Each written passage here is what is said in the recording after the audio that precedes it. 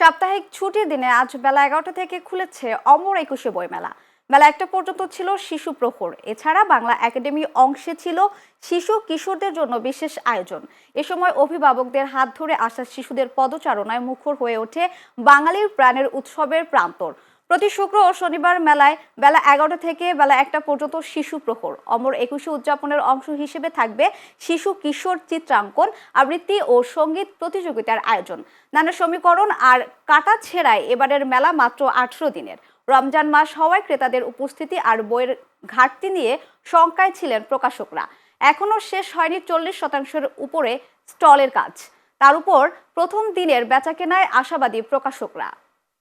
আমার বাচ্চা এখানে আসার জন্য খুব উদ্গ্রীব। কালকেও আমরা এসেছি, চিত্রাঙ্কন প্রতিযোগিতায় অংশগ্রহণ করেছে আমার মেয়ে, আবৃত্তিতে। আজকে সকালে গানের প্রতিযোগিতায় অংশগ্রহণ করে। ধন্য ধন্য বলি তারে, ধন্য ধন্য বলি তারে, বেঁধেছে এমন ঘর, বেঁধেছে এমন ঘর, শূন্যের ওপর পোছতা করে।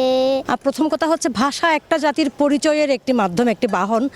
আর ভাষার মাসে যে বই মেলা হয়, এটা আমার মনে হয় বাঙালি সংস্কৃতির, বাঙালির যে অস্তিত্ব, সেটা ধরে রাখার একটা মাধ্যম।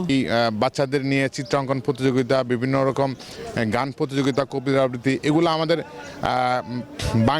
বাঙালির প্রতিভার যে বিকাশ, এই যে বিকাশের একটা মাধ্যম এবং সংস্কৃতির একটা প্রতিফলন। তো আমরা বাংলা একাডেমির প্রতি গভীরভাবে কৃতজ্ঞতা প্রকাশ করছি যে তারা সুন্দর একটা অনুষ্ঠান আয়োজন করার জন্য।